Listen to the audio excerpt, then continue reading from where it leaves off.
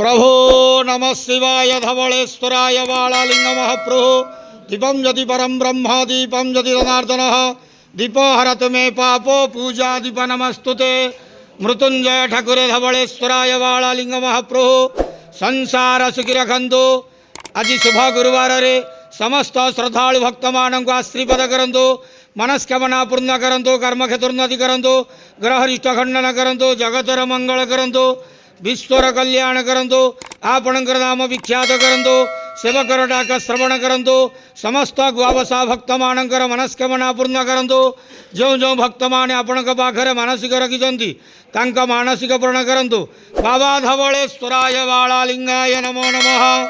संसार सुखी रखंतु आनंद गवार हरि बोलो आज शुभ गुरुवार रे समस्त श्रद्धालु भक्त मानक आश्रीपद करंतु आनंद गवार हरि बोलो हर हर महादेव शिव शंभो